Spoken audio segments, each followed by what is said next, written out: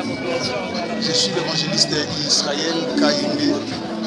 Je suis l'un parmi les serviteurs au sein de l'église et je suis le président du département de jeunesse.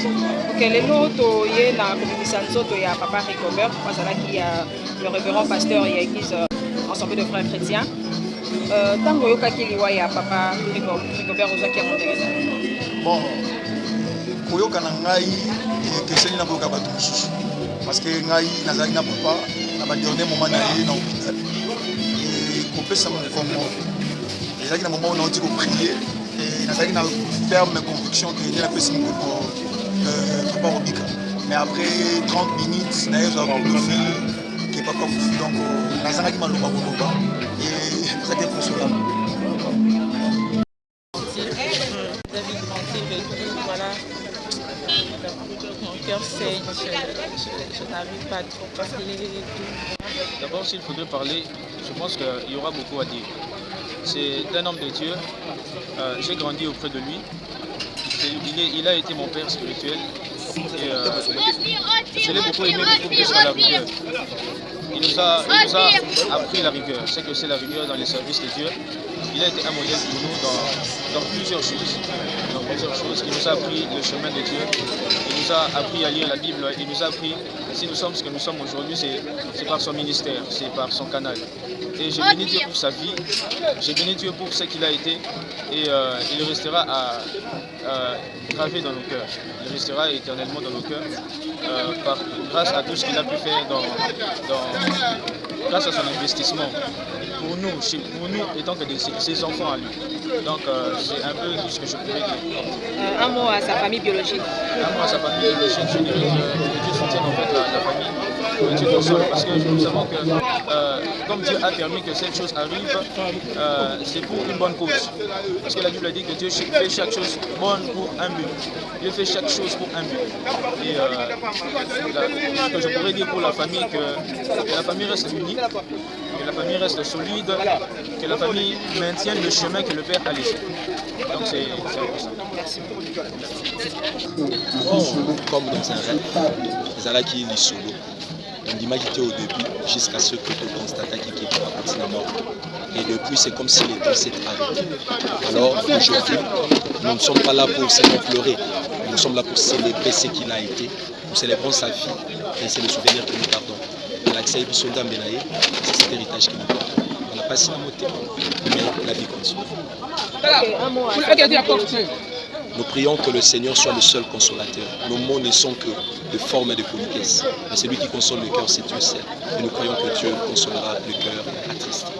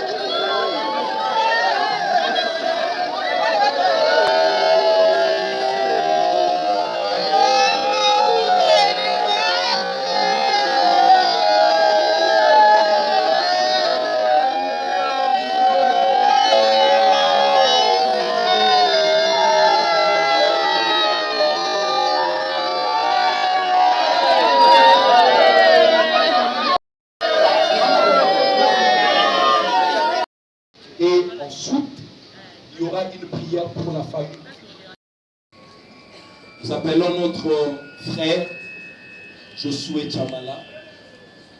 Est-ce qu'il est là? S'il peut s'avancer rapidement. Nous célébrons sa vie par rapport à ce qu'il a fait sur terre, par rapport à son ministère et par rapport à tout ce qu'il a fait dans sa vie. Et au-delà de tout, papa non seulement a été un pasteur, mais il a aussi travaillé dans le monde séculier. Et c'est par là que je voudrais présenter sa biographie pour notre présent. Non, Katamba Oukadi, Zingabert, né un certain 15 juin 1950, décédé le 10 février 2020. Katamba n'est pas tombé justement comme Melchisedec, mais il est un homme qui est né d'un père et d'une mère. Il est né d'un père au nom de Kébak et d'une mère au nom de Makouri Esther. Après cela, il a fait ses études. Il a fait ses études à Chili, des études primaires. Après ses études primaires, il a fait ses études secondaires à la télé de Goma, où il a obtenu son diplôme d'État en 1954. Il a fait ses graduats à l'USP Paris. Et là, il a obtenu son diplôme de graduat en 1974. Après ne s'est pas limité là. Le temps d'année, à la vérité, il a pu obtenir son diplôme de licence ici à l'ISP Kinshasa. Mais il n'a pas fini par là. Il a voulu maintenant commencer dans le monde professionnel. Il a débuté en étant professeur de géographie ainsi que de l'histoire à l'Institut Bokengeri. Il a été préfet de discipline aussi dans cette même école. Et il n'a pas fini seulement dans une seule école, mais il a été aussi préfet des études à l'ITC Niveau. Il a été chef d'établissement à l'Institut scientifique de Kasavubu. Par là, en 2012, nous avons vécu un événement très heureux où papa a été couronné médaille d'or des enseignants. Et jusqu'à ce jour, il a été conduit comme conseiller à la sous-division de Kasavubu. Il laisse une veuve au nom de Bernadette Mukamazola et 9 orphelins, dont moi aussi qui se présente devant vous. Et par là, par sa vie, ses enfants aussi ne sont pas limités à se marier, mais sont eu aussi des enfants. Donc papa laisse 13 petits-fils ainsi que des petites filles. J'aimerais qu'on célèbre la vie de cet homme, de ces 6 grands hommes au nom de Ngabert Katamba. Est-ce qu'on peut l'applaudir?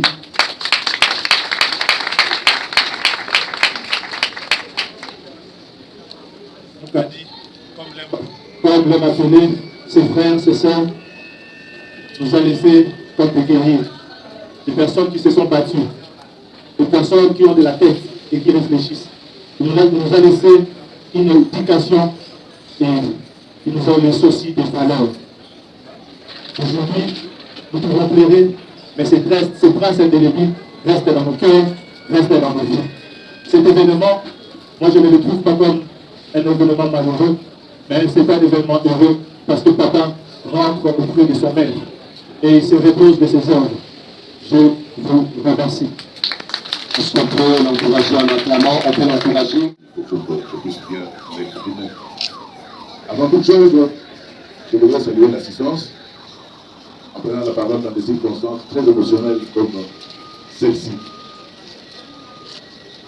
Je me suis posé la question de savoir en quoi consistera effectivement mon témoignage. Il est souvent qui s'intitule vivre le pastorat dans sa famille et dans sa profession. Je suis le témoignage vivant de cette vie. J'ai vécu le pastorat de Gobert de Katamba Oukadi dans ma famille et dans ma profession d'enseignant. Je voudrais porter un petit correctif ici. Notre fils qui a pris la parole en présentant la biographie, je lis, de son père a dit qu'il était licencié à l'ISP. Non, Rigobert était licencié à DG en géographie de l'Institut pédagogique national. Ça, c'est le premier élément. Deuxième élément, je voudrais porter à l'assistance un élément très important de voir que jamais Rigobert s'est fâché un jour dans la vie. C'est très important pour la vie des gens. Voilà mon témoignage. Enfin, vivre le pastorat dans sa famille. Depuis plus de 35 ans que j'ai côtoyé ces serviteurs de Dieu, il a été de toutes les circonstances dans ma vie personnelle, dans ma famille. Mariage, promotion, souffrance, détresse, stress.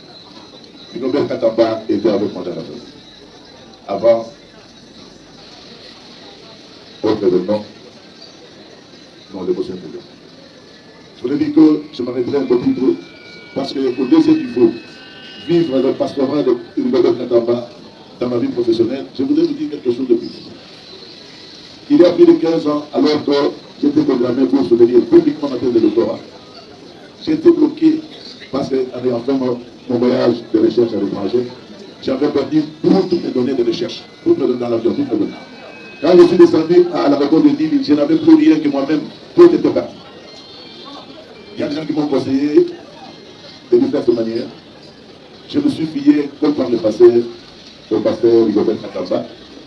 Il m'a conseillé, il dit non, remettez-vous à Dieu que vous verrez ce qu'il y a. Après 2 mois, il y a tous, donc 2 mois d'Akalbi, j'ai recommencé mon travail. Et le jour où je devais soutenir ma thèse de doctorat, il est la seule personne qui s'est présentée dans la salle avec la salle de théâtre. Il m'a confié à Dieu en disant, mon frère, chercheur Jean-Pierre Chipamba, la victoire est certaine parce que Dieu me montre déjà sa gloire. J'ai soutenu publiquement ma thèse et j'ai obtenu la grande distinction à l'issue de cette grande thèse. Pour la vie d'un professeur d'université, arrivé à cette mention-là, il n'y a que 2 choses qui peut donner. Voilà en quoi pourrait consister mon témoignage. Je suis bienvenu.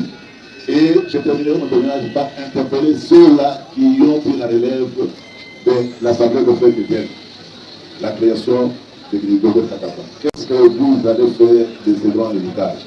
Et là alors, j'interpelle les amis, frères des écoles chrétiennes, pardon, Assemblée de frères chrétiens au Congo, ACC, de savoir que l'héritage que laisse Grigobert Katamba est de poids et de taille. Qu'est-ce que vous allez en faire? Grigobert, que la terre de l'ancêtre vous soit douce et légère. Nous ne regardons pas ce que c'est notre politique. Merci beaucoup. Pendant qu'il arrive, nous acclamons pour le Seigneur. Alléluia. On va voir vers toi en ce moment pour te dédier ces instants parce que nous savons, Éternel, tu nous as dit dans ta parole qu'en toutes circonstances nous devons te rendre grâce.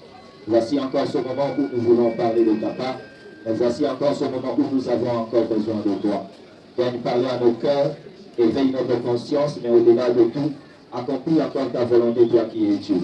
Ainsi que nous te prions pour ces instants, avec action de grâce au nom puissant de Jésus. Ensemble nous disons Amen. Est-ce qu'on peut acclamer le Seigneur afin d'honorer à la fois la mémoire de l'illustre disparu, mais aussi élever celui qui a été la raison de sa vie. Nous ne pouvons pas aimer Papa sans aimer le Créateur qui a créé et qui nous a donné Papa. Nous ne pouvons pas être dignes de la vie que nous venons célébrer sans aussi être dignes de la foi de la personne que nous avons perdue. En cette occasion, nous voulons partager la parole du Seigneur avant de procéder à la prière et dire, parce que nous voici réunis, blessés, choqués par plusieurs moyens, avec des sentiments qu'on ne pourrait peut-être pas bien exprimer, néanmoins nous reconnaissons. Au-delà de tout, il y a un Dieu qui a eu le dernier mot sur la vie de cette personne. Nous sommes à ce jour, à mon avis, réunis comme 3 enfants. Le premier, c'est l'enfant né dans la chair, parce que cet homme est père, mais aussi l'enfant spirituel, parce que cet homme que nous pleurons, c'était un pasteur. C'était un homme, un ministre de Dieu, qui par la grâce du Seigneur, par son onction, plusieurs personnes ont vu leur vie changer et sont devenues de nouvelles créatures.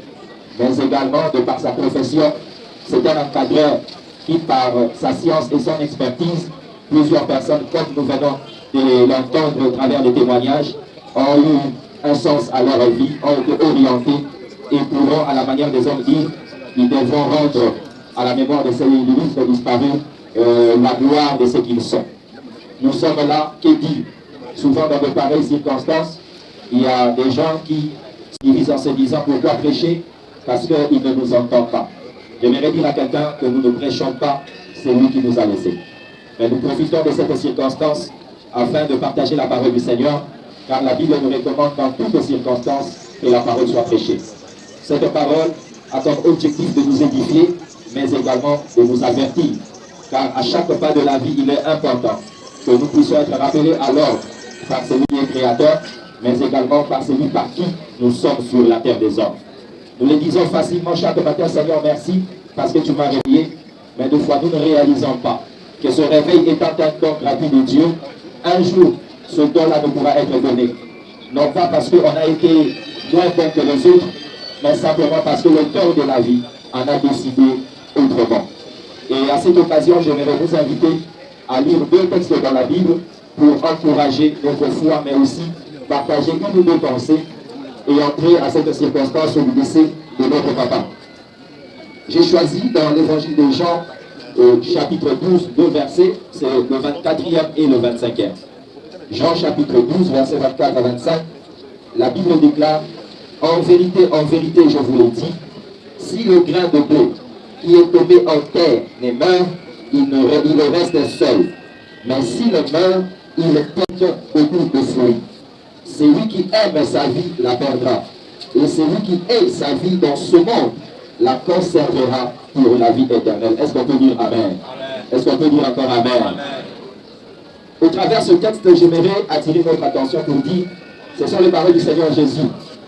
Il nous dit qu'un grain, s'il ne tombe en terre et ne meurt, on fait la différence entre tomber en terre et mourir. Ce sont 2 actions distinctes et moi je dirais différentes. Tomber en terre, c'est changer de résidence. C'est qu'avant que le grain ne tombe, le grain était peut-être dans le grenier, était peut-être dans la main du Seigneur, était peut-être gardé quelque part.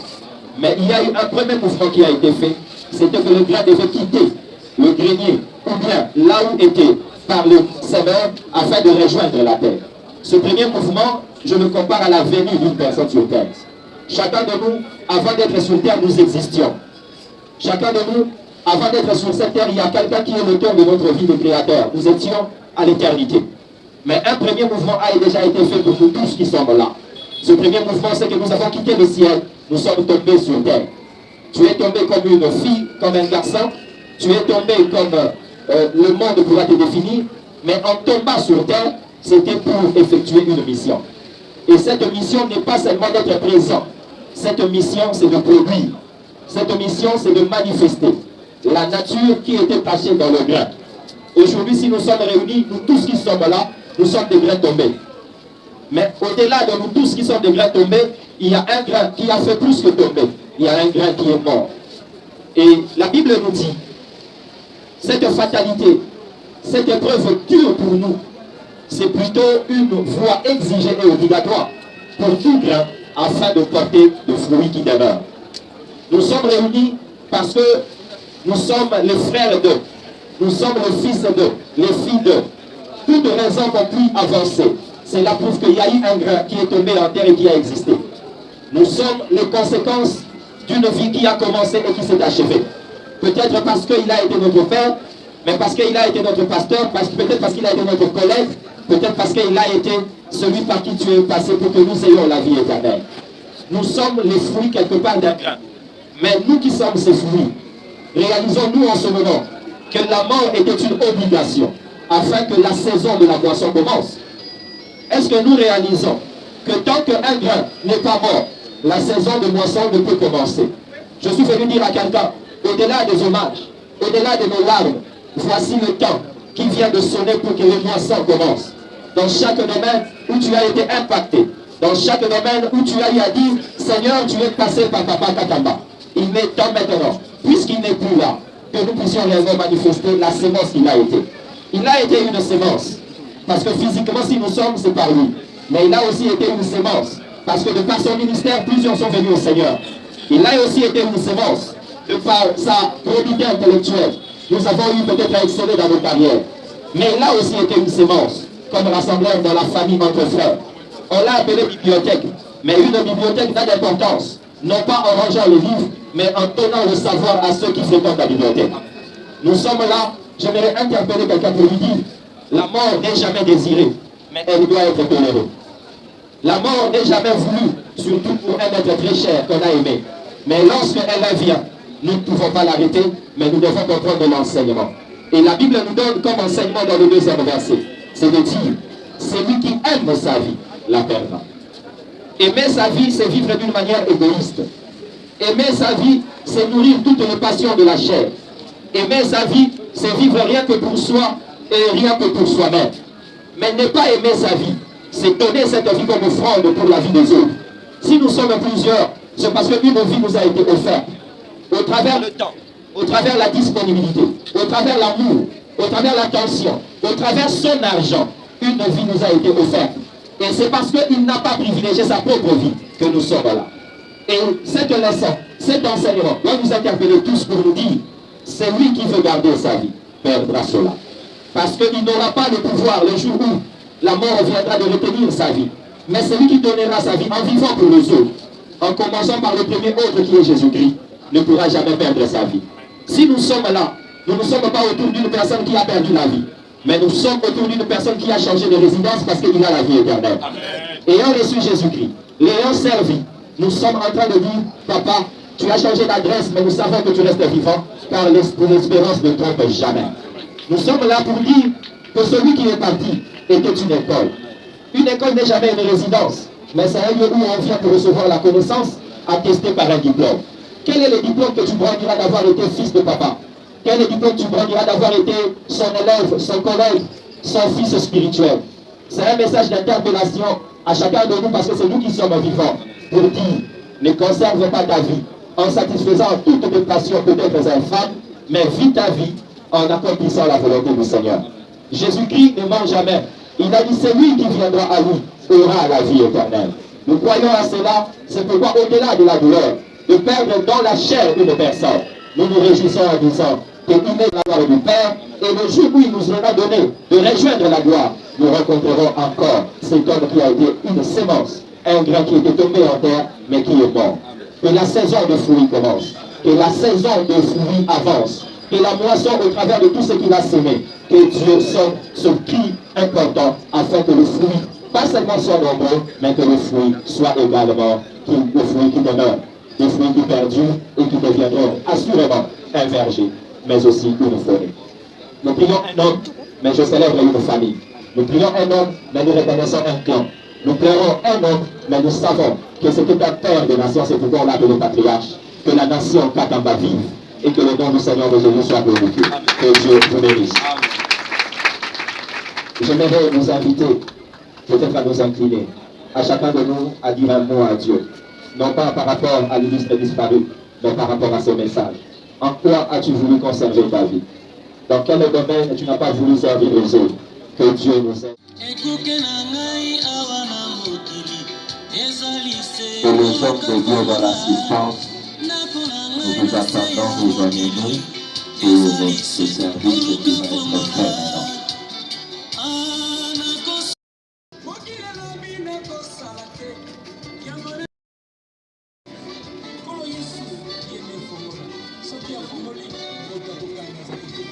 La famille. Et nous commençons à prier en recommandant la famille entre les mains du Seigneur.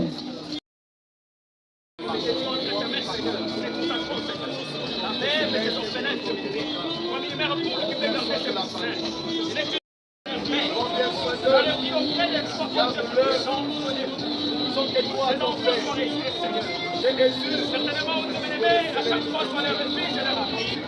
Quand les tempêtes et les vallées importantes, c'est Jésus. Oh, soit l'air protecteur et l'air judiciaire. Mais comme vous pouvez protéger cette famille, en commençant par sa maman et son fils aîné, Bobby, Jimmy et le reste, ils ont besoin de toi. Ils ont besoin de te voir. Priez, éternel Dieu, le défenseur des vôtres. Toi qui es le Père des orphelins, que tu te lèves maintenant et que toi tu prennes encore la place au-delà de ce que papa a été, pour protéger, pour orienter, pour bénir cette famille. Tu m'as dit tout ce que tu fais, cela est bon, agréable et parfait. Permets à nos yeux de voir cela, Père, dans cette famille. Que le départ de ton serviteur, comme il a été dit avec Jésus, qu'il vous est avantageux que je m'en aille. Nous voulons voir les avantages dans la santé de maman, dans la santé des enfants. Nous voulons voir les avantages dans la vie de tous les enfants. Nous voulons voir les avantages. Toi qui as dit que ceux qui te cherchent doivent croire que tu es le rémunérateur. Lève-toi comme le rémunérateur de Papa Katamba. Toi le Dieu d'alliance, Demeure Dieu dans cette famille. Yahweh, pendant que Abraham, Isaac et Jacob étaient décédés, 400 ans après, tu es venu dire à Moïse, je suis le Dieu d'Abraham, Isaac et Jacob. Ton alliance ne mourra jamais. Demeure le Dieu de cette famille. Demeure le Dieu dans cette famille. Toi qui as été servi par ton lui qui s'est dévoué, qui s'est sacrifié pour ton serviteur. Durant tout le parcours fait ensemble. Par elle, ton serviteur a trouvé la paix pour te servir. Par elle, ton serviteur a eu une postérité. Mais tu as dit aussi que le contrat du mariage demeure aussi longtemps que les conjoints sont vivants. Et que par la mort de l'un, ce contrat, cette alliance ne peut plus continuer. Au nom de Jésus, nous venons maintenant, Père éternel, notre fin à cette alliance qui a duré. Dans la chair, tu nous as unis. Et dans la chair éternelle, Dieu, elle a cru à l'esprit et elle a servi cet esprit. Père, en esprit et dans la chair, nous libérons ce qui la retenait épouse Kapamba. Nous mettons fin à ce mariage au nom de Jésus. Père, en libérant éternel ta fille et ta servante, qu'aucune porte ne soit ouverte à tout ce qui est contraire à ta volonté. Qu'aucune infiltration, le jour comme la nuit, ne profite maintenant dans sa vie. Elle a été sous la couverture de ton serviteur. Maintenant, nous la replaçons sous la couverture de toi seul.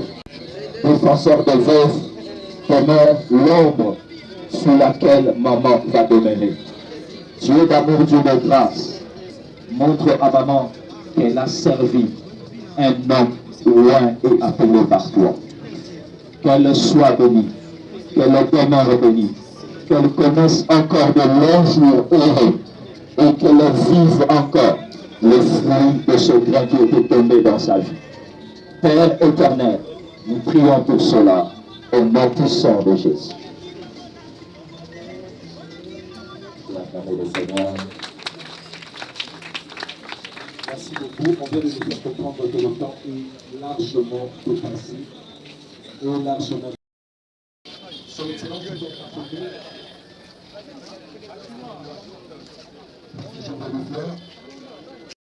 Qui va suivre après la troisième, la direction provinciale des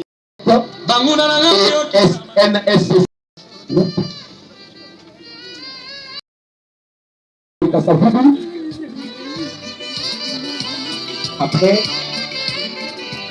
Après l'institut supérieur scientifique de Kassaboubou, nous avons la Grâce à Bébé. Madame Grâce à Bébé. Après, Madame secrétaire général de référence qu'on a déposé rapidement. La belle famille du docteur Fabrice. Rapidement. Avancez. La famille Mbamboujista. Après la belle famille du docteur Fabrice, la famille Mbamboujista du docteur Fabrice. Après la famille Mbamboujista, la famille du docteur Fabrice. Les amis du docteur Fabrice, vous pouvez venir après la famille Mbamboujista. Et après nous aurons les référents Eric Alangila. Les référents la famille Sipenati va la suite. La famille Sipenati va la suite. Tous les fils et les filles peuvent aussi s'avancer. Nous courons vraiment derrière le temps. Aidez-nous à courir derrière le temps. Et à la fin,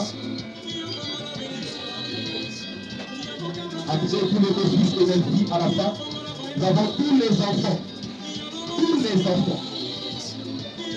Il est précisé ici, fils, petit-fils, petit-fils, tous les enfants. Je peux bien tous les enfants. Après le fils, Voilà tous les groupes qui se sont enregistrés pour le dépôt des germes de fleurs. Il y a l'église AFCC. L'église AFCC aussi, rapidement. L'église AFCC. Après tous les enfants, l'église AFCC suit.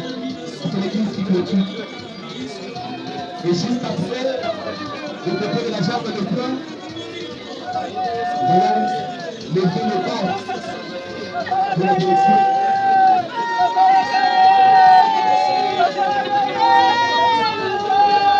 Nous nous excusons. Nous nous excusons. Vous avez oublié un livre que vous avez sauté. Puisqu'on a demandé les enfants de la femme. C'est le livre, la famille du pasteur Nicolas Katamba Moukali. La famille Moulé ici. À la fin, après l'église, parce que nous nous rappelons que nous avons assez de défauts. Donc, quand nous faisons notre réflexion, nous prenons directement la direction. On l'a vu.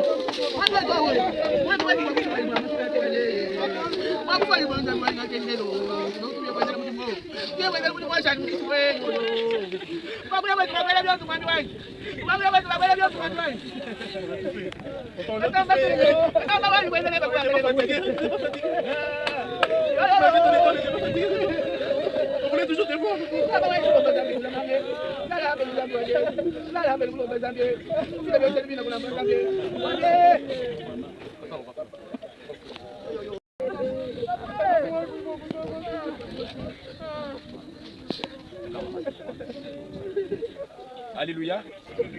Amen, amen. Chers frères et sœurs, en cet instant fatidique où le corps est déjà entré dans ce capot, je pense que tout a été fait et tout a été dit. Nous n'avons rien d'autre à dire si ce n'est que de rendre grâce à l'Éternel Dieu qui nous avait donné ce grand homme de Dieu. Et il a accepté ce jour de le récupérer auprès de lui et que le nom de Dieu soit élevé. Notre prière, une courte prière, c'est tout simplement de demander à ces dieux-là que ce patriarche a servi avec foi et intégrité, que ces dieux-là puissent maintenant l'accueillir dans sa félicité éternelle. Et la plus grande des promesses, celle de la vie éternelle, soit son partage. Nous prions dans ces petits mots au nom de notre Seigneur Jésus-Christ. Amen.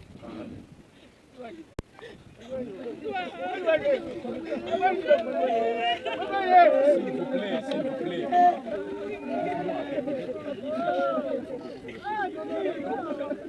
Bon, si la grande famille a un petit mot, le tout dernier, parce que nous, on ne parle pas aux morts, on n'évoque pas les morts, mais il peut toujours dire un mot, c'est une grande séparation, c'est facile de se quitter, même si on sait qu'on va se revoir, mais le peu de temps qu'on reste séparés, ça travaille sur le cœur et ça donne des remords, ça donne trop de soucis. Et pasteur Jean, si vous avez un petit mot, vous le dites et nous clôturons la séance. Ce n'est qu'un revoir. Tu as changé seulement d'adresse. Nous allons nous retrouver dans la nouvelle adresse. Merci, cher grand frère.